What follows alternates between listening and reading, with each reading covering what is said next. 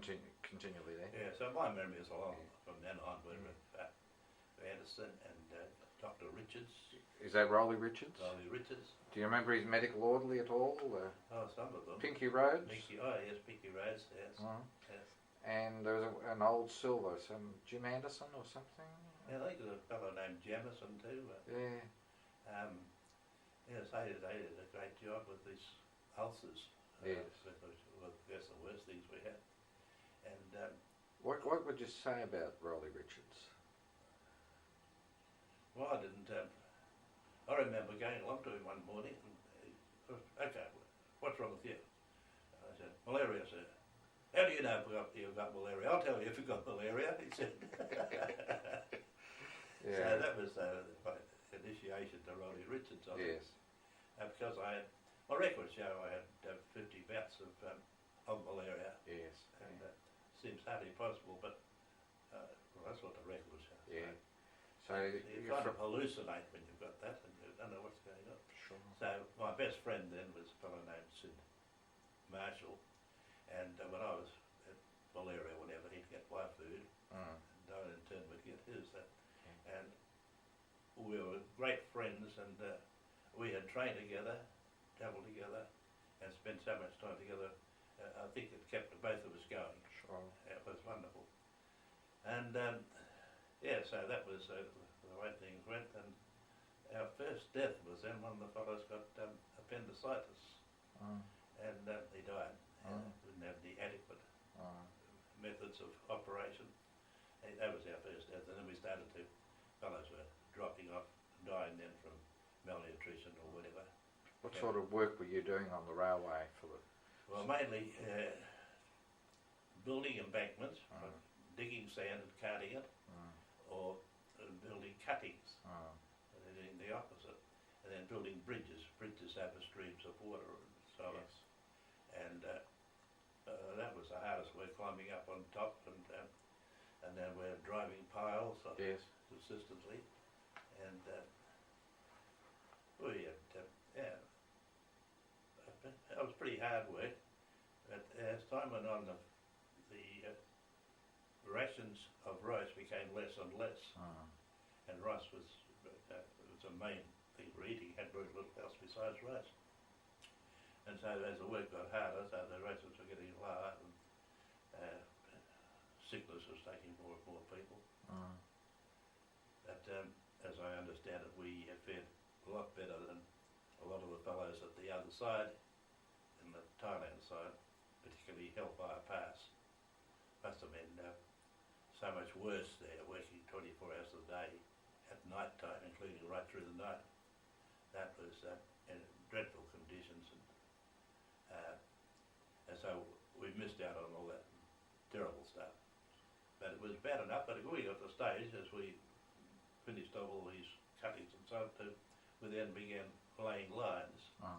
So we had jobs of laying the lines and spacing them, putting the spacer between them, and driving dog spikes and laying the sleepers. Did you ever carry the sleepers? Do you remember? No, I don't really remember carrying sleepers. No. Can you explain to me just how a line is laid? You know, the procedure, the sleepers and the sleepers rails were put in position, the lines were put on, and then they had to be gauged with the gauge that they were the right distance apart. And then the joining bolts had to be put in, and then everything in position. Then the dog spikes were driven in, but you had to bore holes first. You had to, and borers to bore holes in the sleepers. Yes. And the sleep, as you've told me since, the sleepers had second hand been brought in from other railways, and so the engineers were with us all that time along the lines. On the working parties that went out, a couple of fellows we detailed to bring the rice out in the middle of the day. We'd have rice in the morning when we were wakened up at daylight, and have some rice, and then the fellows would be detailed to carry rice out to us in the wet parties. Yes. Until we had to come in at dusk to finish off the day. And if we're lucky we're near water, we could have got to wash ourselves down a bit, get into the water and wash ourselves down. And by this time, all our clothes had gone very quickly. No longer had shorts or anything, or shirts. And we kind of getting to having lap-laps if we get hold of a piece of material. So we'd use that to wash ourselves out, wring it out and dry ourselves with that.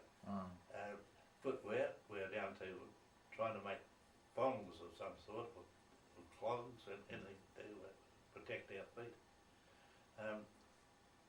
So it was a pretty primitive life we were living there, leading. The camps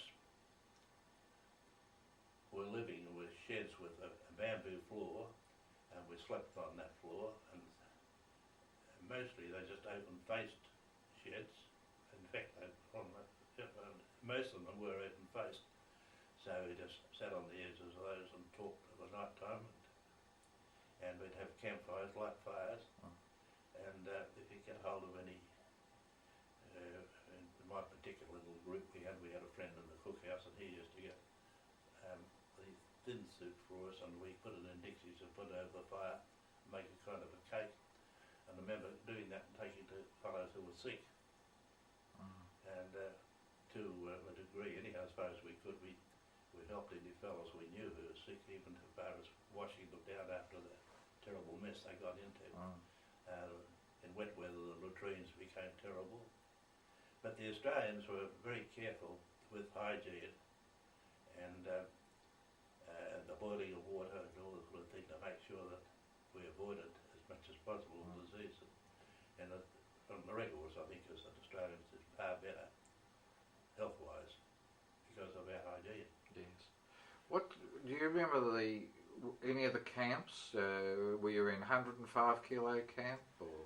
I don't remember. No, for sure. But you we said we go from camp to camp. Yes. Yeah. But you were backtracked at one stage, were you, to the hospital camp, the death camp, 55 kilo camp? Yes, that's at one stage we got there. Yeah, and is that where, were you aware that Colonel Coates was in charge there? Well, I knew that he was doing the operations there, Yes. amputations there. Did you see any of the operations? I only saw one. I probably had the opportunity of watching others, but this was on a bamboo bench. He had the patient, and a cigar was in the patient's mouth. Somebody got a hold of them, and I didn't know that he had any medication at all, but maybe he did have the one that I saw. And Mr. Coates just cut the leg off and threw it over his shoulder, because he's doing this apparently so often that it became very offhand. And a lot of those amputees seem to have survived. He did a lot of them. Yeah, so that was warned us that to be careful about ulcers when that was going on. Now, I am aware that Rolly Richards actually was given a rest for 6 weeks at one stage. He was taken out of Anderson Force and given a rest, and another doctor came up, and it could have been a Major Crans. Does that name ring a bell at all? I don't remember going to a Major Crans. I don't. The only doctor I remember going to was Rolly Richards. Yes. And I guess I must have seen him a number of times because I had all these other things besides malaria, beriberi and all the rest of everybody had the ulcers, having ulcers treated. I was fortunate that I got mine to respond eventually and saved the legs. Yeah, so what treatment did you have for your ulcers?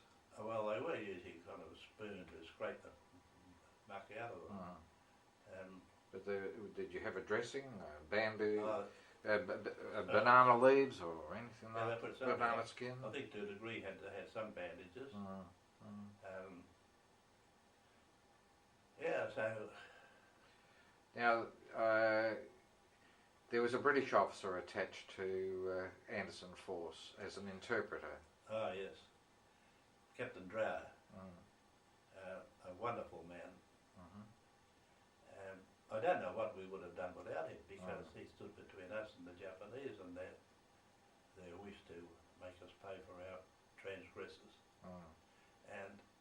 suffer on many occasions to stand to attention for hours out in the sun. At supper and so I think he even had much worse treatment than I ever saw. But I saw that many times when he was standing to attention. But I believe he had worse treatment than that. So we were very fortunate to have him. Was he a big man? Oh yes, yeah. a big man, yes. Fine looking fella. And he was your interpreter, so he was able to converse with the Japanese. That's so he can put our case to them. Yeah. Now, were you in the camp when one of your men was shot by one of the Japs and killed? Yes, that was the next camp to us, I think it happened. One fellow had misbehaved or something, and the Jap guard had taken him into the bush. Well, they certainly took him into the bush. There were other allegations associated with it. But, and don't know any more than that. Yeah. All right, so you worked your way down the line, you've been in various camps, and you were possibly in 50, well, it seems clear that you were in 55 kilo camp, correct, the hospital camp. Do you actually remember, were you ever near the point where the railway lines joined? You know, down in over the border in Thailand? Over 3 Pagoda Pass and that place. Yeah. I wasn't aware of it at the time. No. I wasn't aware of reaching the point where they joined us. No. I don't think at the time I had the knowledge that was it. Yes. We just did as we were told. We were taken or pushed and we got where we had to go. Yes. And so, as we got to, I think it was in Tamakan, going back to Changi, the first thing I did after we got to Changi was to go looking for Jack Sherman from my cousin. Yes. And I was told that he was killed, and then I was told he was injured. Eventually I found him there. Yes. So I caught up with him in Changi for a short time, and after that we moved off and didn't see him again until Tamakan. Yes. And he and his friends came into camp, and I got to know quite a few of his friends in the short time we were together. Then he and others were being sent to Chiang Kai, and he said, "Oh, if I could arrange it, will you come with me?" And I was working at the canteen, which was a nice place to be at this stage. And so I thought, oh well, we're old mates, we've been together, and the kids played together. Yeah, okay, I'll come with you. And of course we didn't go to stay at Chiang Kai, we went up the jungle. Did you really? Cutting firewood for the engines. Yeah. Now, if I told you, if I mentioned that might have been a camp called 203 Kilo Camp, or I didn't know, Peter.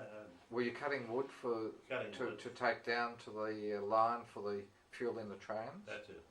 Okay. Was there a little spur line that you were able to bring the wood down on, or did you have to cart it down physically? I think we carted it down. Yeah. It was Gordon Ort in that camp? I believe so, yes. Yeah. Because I got to know him a bit. Yes. What can you tell us about Gordon? Well, I hadn't seen him after the war until I was visiting Hollywood Hospital, visiting somebody else. And I heard his name and went over to see him and renewed our acquaintanceship there. Yes. Yes. Yeah, so, but hearing of him since, apparently he's done a lot of good work for people with disabilities and making things to help with their lives a lot easier. Now let's go back to this camp that you're in you went, as I understand from reading, that the camp you're in was about 800 metres away from the railway line. Does that seem right? Or Okay. Yeah. And what were conditions like compared with when you'd been working on the Burma end of the line? Was it worse or better? Was the food any better? Or? I think it had got somewhat better then. Yeah.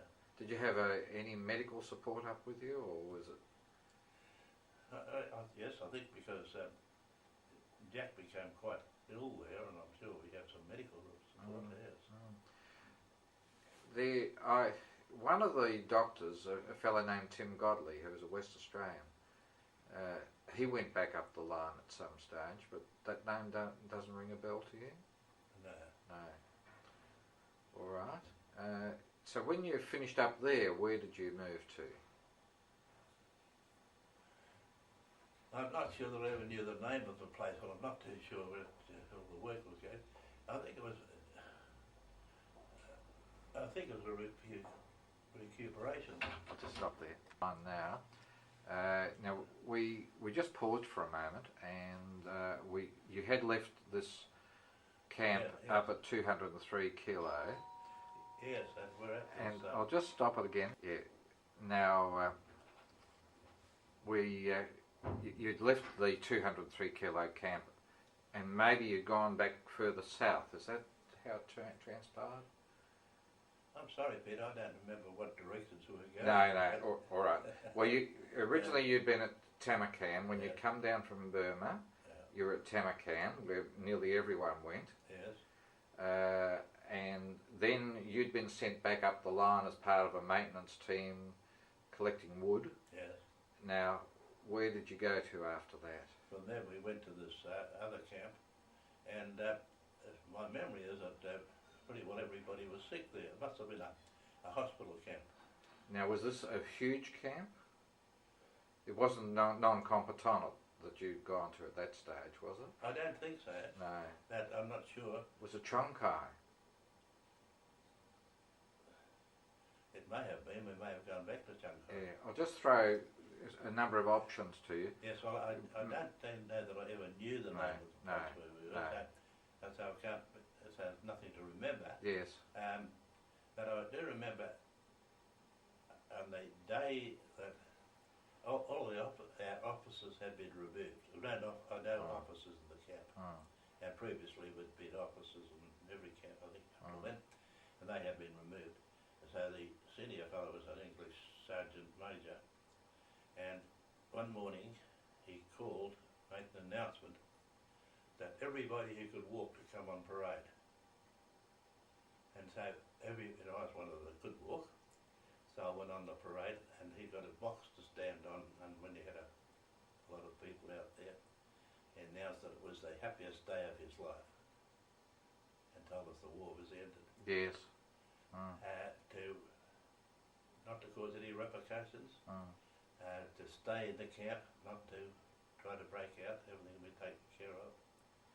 But the war was over, and of course that was wonderful jubilation. Yes. And as far as I know, nobody ever took, none of our prisoners ever took any action against the Japanese, because it would have been stupid.